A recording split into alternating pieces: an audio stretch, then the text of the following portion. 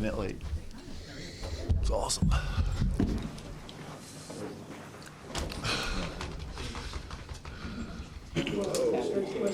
Yeah, go ahead, guys. I don't know. Mark, do you have any update on JQ's status heading into tomorrow night, and what's that injury management process been like for him?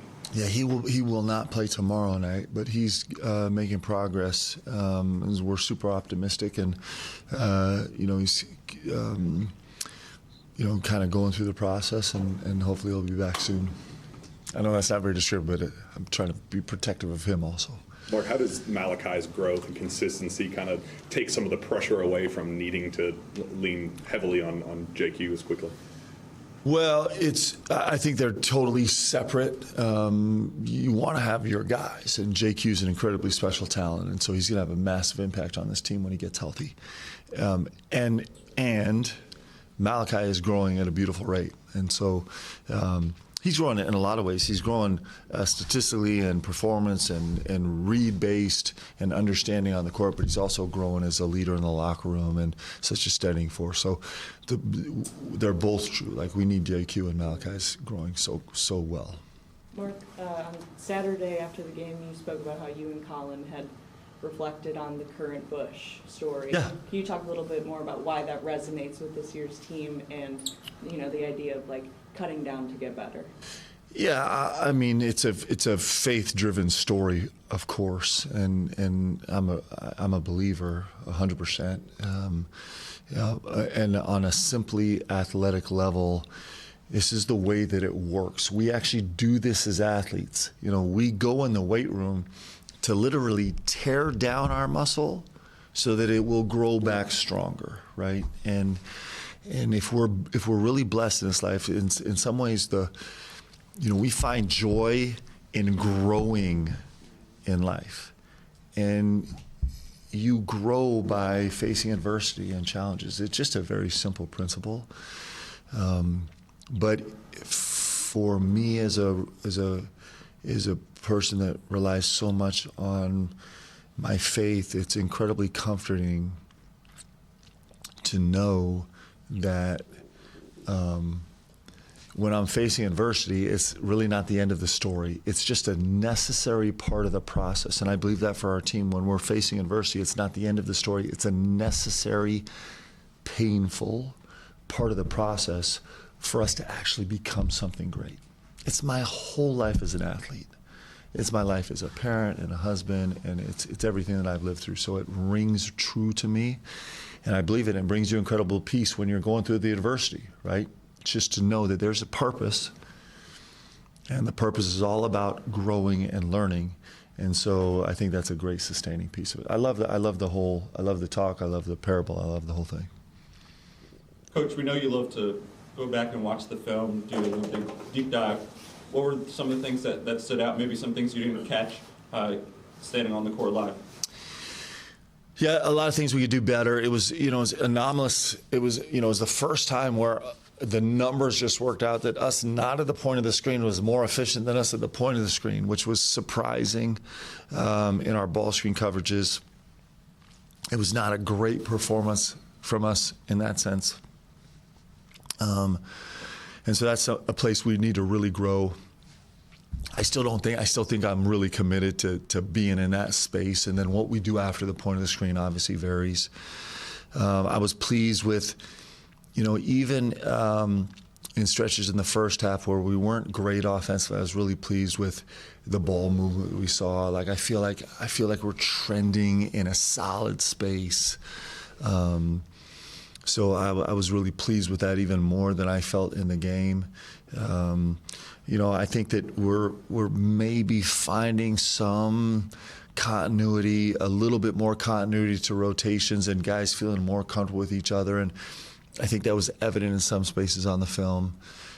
So I think there's good progress, and obviously places we need to grow. Mark, with Jasper, it seemed like Saturday especially, he kind of knew what he wanted to do with the ball before it got there, maybe a lot more than in previous games. Where have you seen, what did you think of his decisiveness, first of all, in that game particularly, and how has that grown just even the last 2-3 weeks maybe? Yeah, I think he's growing quickly, and I think it's been really positive growth, and I think you're exactly right. That's exactly what I'm seeing is his ability to be really decisive. And that comes with all the things. It comes with knowing the person you're on the court with. It comes with knowing what SEC basketball feels like. It comes with knowing system and knowing actions and having a better sense of like where you get yourself in trouble and where you find real success in terms of, a lot of times in the game you're making your best aggressive guess and then you got to figure it out after that. And so I think it's all those things. I think it's just understanding what it means on the court. Like we say, be decisive. We don't know what that means until all of a sudden it starts to mean something to Jasper, right? And so if we're in an early 4 action and he is, he's like, well, naturally I'm going to actually work the right side of the floor so I can come off my left hand. And then I know that I'm really going to narrow this down to 2 options right now and I can see him and go. It's fun to watch him grow. And it's all based on his work ethic and his resilience in terms of saying, hey, I'm just going to, regardless of what happens, I'm going to focus on getting better every day. And so we're seeing a better product. And I think he's going to continue to grow quickly through the rest of the year. For his growth and from your perspective, was that second half maybe even more impressive? I know the 12 points got a lot of attention in the first half, but the 3 assists and just, again, the decisiveness. Yeah. My favorite play was a nothing. It was a nothing. It was, I think I mentioned this maybe after the game, is where he got stuck in the corner and he had 2 guys trying to rake the ball away from in a very physical, heated, contested moment, and he just said no. He just he ripped through once, ripped through twice, and just made a nothing pass out. But winning those balls, he's got incredible skill, but that skill gets unleashed when you win plays like that are nothing plays. Then you start to unleash all the other stuff, right? And so that was my favorite moment for him of the whole game. And he had magic of the transition 3, like slicing and dicing guys. But that was the play that spoke the loudest to me. Going off of that, how have you seen Jasper and Malachi kind of help each other through this season of growth that they're going through? I think that they're doing it like everybody on the team is. I mean, everybody's leaning on each other. Everybody's loving each other. Everybody's trying to figure out how to do this together. And so those 2 are massive players in that process. How big has DA been in the past couple of games? He's averaged 18 points in the 3-game winning streak. Most of the points coming in the second half. Just talk about how big it's been for him stepping It's been up. big. He's been really big. He took a huge step last week in terms of, again, kind of, it's all of those things. It's having a better sense of what we're trying to accomplish, who he gets to accomplish with it on the court, how he gets to do it. He took a big step. He made huge plays. His decision-making was elite. His ball protection was elite. His shot-making was elite. His defensive assignments were really, really solid. So I thought he had an incredible week. I don't know who in our league probably had a better week than him. I thought he was incredible and under duress. And so I'm really proud of him, and I think he's still got huge upside ahead of him. To piggyback off that, obviously he was able to do a lot of great things scoring the ball towards the end of the game, but would you rather maybe see a little bit less scoring, a little bit more assists, or how do you do that? Well, I think he did a great job taking what was there. I really do. I think he did a great job. I thought his reads were elite. I thought they were really good. And I thought there were times where he got the ball out of his hands quickly and then ended up getting back, and there were times where he was pretty relentless. It's not about – it's about making the decision-making about what's available. His ability to get in the lane and be patient and let the play actually develop, and in a lot of cases it developed a little bit for him, but to patiently probe in the lane and let things develop, I thought was elite. And so we're hoping to get to see more of that. How much of that playing off 2 feet principle applies to him and maybe that style specifically of making those right decisions and taking what's there? For us, it's an important concept, because what it does, it takes really hard, almost impossible reads, and it just gives you more time to make them. It's like JQ and I are trying to, I'm making some progress with JQ on the chessboard, and which I'm really proud of. I'm not going to brag too much in here, but I did win a game recently, which has been a long time coming, and But it's just like, when you're working on the timer, you don't have much time to calculate every possible move that's going on. Like, you got to go right now and go instinctually, and that can get you in harm's way sometimes. So you buy yourself time on the court by physically being intentional, to buy yourself longer for the defense to reveal its hand. That's actually the greatest skill in decision making. You actually make way faster progress if you buy yourself more time to make a decision than you do if you just try and practice making decisions quicker. It's important at every level. It's really important in the league also. And so playing off 2 feet and his ability to do that right now, to earn a driving line, and has been really good. Mark, you've spoken a little bit about the value that J-Lo is still able to give this team despite not being able to play, using him in scout team situations, just having him as like a veteran presence on the bench. Can you just expand on that a little bit more, and what specific areas you feel like J-Lo can still be a real asset to this team, and even some of the guys like Jasper or DA who's playing a bit out of position? Yeah. We did a great job on the scout yesterday. So he handled the backcourt personnel, and I thought it was terrific. So he's digging in there. I think there's so much that he can learn and grow. So many ways he can grow right now. I think he can grow as a leader. I think his ceiling is to be an elite level leader. I think he's going to get a chance now to see this from the other side, from the schematic side, and from the communication side in a new way that he's never had a chance to see it. And if he does this right, then this is going to change his basketball career. The education he's able to get now, that there's no other way he would get this than the unfortunate injury. And so I expect him to dig in, and I expect him to come out of this a different human being, to think about the game different, to think about how he communicates with his teammates different, to think about how to unify a group different. I expect him to really grow. What are the challenges you see facing Texas and Swain specifically? Man, this Texas team they are potent offensively. My goodness, they just have weapons everywhere. They're one of the top teams in the country at getting to the free throw line. They have the number 1 player in the country in getting to the free throw line, free throw rate. They're one of the top teams in the country on the offensive glass. They can hurt you in isolation. They hurt you off handoffs and off screens. They can hurt you in transition. And they do it from all 5 spots. Got some guys coming off the bench that really have an impact. They can really, really shoot it. They're a good team. And the great thing is, I've known Coach for a long time, and he's a defensive-minded guy. And so that side of the ball is going to be really strong. Good team. Anybody that in back-to-back games goes on the road, beats Alabama, and then beats Vandy at home is a good team. And so we'll have all the challenge we can possibly stand coming to us, and we can't wait to get to it. So. Talk about your that last year, Tremont Mark was a big factor in that game for them. He had 26 points. He's obviously back. What's it going to take to slow him down this year? He's a tough guard.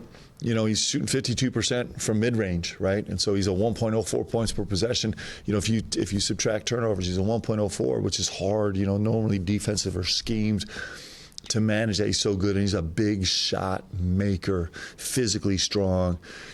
Maybe their best defensive player. He's a really good player, and he's put them on his shoulders a couple times. But they have a lot of guys that could do it. Pope has put the team on his shoulders sometimes. Number 8, I'm not going to try to say his last name, not out of disrespect, but I'll probably say it wrong. Has put the team on his shoulders sometimes, just really getting the foul line, managing that. They've had a lot of guys. Swain is probably their most important player, maybe in a lot of cases, and so they've had a lot of guys that step up and carry them, and certainly that makes them dangerous. Hey Mark, can you talk about your team's defense? How much they've improved? Yeah, I like our group defensively. We didn't have our greatest showing at Tennessee. Just barely good enough. Better, certainly better, much better in the second half. But some metrics we've doubled up how good we are. So our defensive rim percentage is almost twice as good in terms of where we rank in the country. Our transition defensive volume is we've jumped about 70 spots in terms of our transition defensive volume from last year, which is a huge number. It's one of the top 3 correlating factors to winning. So we're excited about that. We're making progress. I think we're communicating better, but we still have a long way to go. How close do you feel you are to a 2-half breakthrough? I don't know. I'm not sure. It's certainly something that's on our mind and on our guys' minds. There is a part of the way that we function where we're going to naturally flow through the course of the game and get better and better and better. Our guys are really good at understanding. You do all your prep work and then you get to the game, and our guys are pretty good. One of the strengths we have is interpreting what's happening in the game and then kind of finding answers to it. I think our energy and our pace, generally, the game kind of lends itself to breaking through to more pace. And the best thing we do offensively is transition offense. We've been so potent. Our numbers are ridiculous in transition. So sometimes you're just fighting to break through to get there. But we'd like to find some answers in the first half that make us better. I think, we've. Maybe we're at a place where we'll find a little bit of lineup continuity. Well, that didn't show great progress in the first halves of the last 2 games. Maybe over time that's going to help us. We'll see how that goes, but I expect that we'll be able to make some progress there. With those rotations, do you know going in, like, this is Tennessee, this is going to be a Mo game in the second half, or something about LSU, this is going to be Cam's going to be out on the court for a long time in the second half? Or is that just the flow of the game? What goes into that? I've gone into games having real expectations and then come out being surprised by actually what was functional and what wasn't. I really have. And I think sometimes we anticipate correctly, and sometimes it's just not someone's night, or sometimes the matchup's different, or sometimes the team's actually going to a different lineup than we expected from them, or working different actions, or putting us in different positions, or maybe we're in a game where it's just like, man, we're really struggling to score, so we got to overload the lineup a little bit with a little more space and a little bit more scoring, or maybe we're just getting torched on the defensive end and we got to go to switching, so I might change my 5 and change my 4 just because we have to go to switching ball screens. So we're right now we are spending more time than usual responding to the flow of the game. And what's happening in the game, but I think we might live there for a while. It's not a bad way to play. It makes sense. We have a lot of guys that can contribute. More than imposing our own will on the game, we're responding, but we're responding well. And so we'll kind of dance in that space. How much confidence do you think that gives a bunch of different guys? The fact that, Mo was out there for a long stretch of that Tennessee, Cam, LSU. It seems like just about everybody on the team has been really in the thick of it for these comebacks, and how might that kind of extrapolate to tournament time or some of these tougher league games? I think everybody's feeling like they're a part of it. I think everyone's feeling like they're in it, and I think guys feel like they have help. I think guys feel like, one of the things that I was really happy about with Tennessee was Otega's been playing at such a ridiculous clip. His performance at LSU, among others, has just been incredible. He's been so good, and he just didn't have the best feel at Tennessee, and we still won. And we won because he has good guys around him, and he still hung in there long enough to make a couple really important plays. And I think that's got to be comforting for our guys. Be like, you know what, I don't have to carry this. I look around this huddle, and I'm like, that guy can do it, and that guy can do it, and that guy do it. And we're going to do it together. I think that helps you. So hopefully we'll continue to build off that confidence.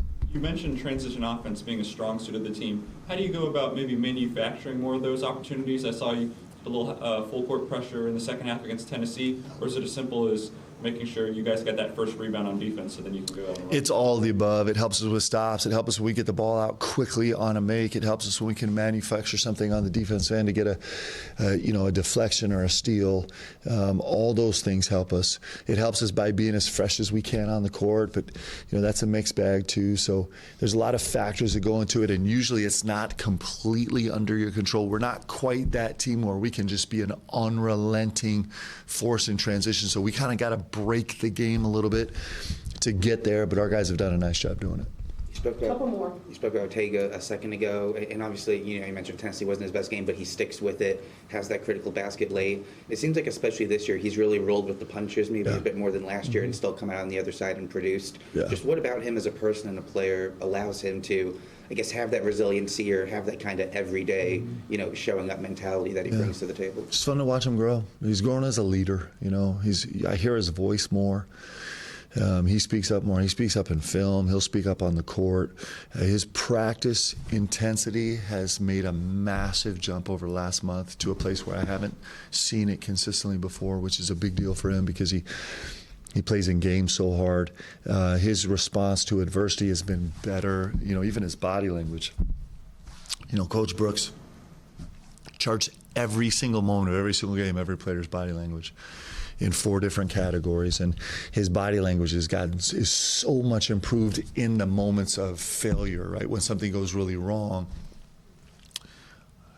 at a way more consistent basis, he's able to turn immediately to the next possession, which has been really important for us in these games. So he's grown that way. But he's the leader of this team. He's the energy leader of this team. He's the guy that everybody trusts. He comes up with big plays and big shots, and on the defensive end and on the offensive end. And the load he's carrying right now is huge.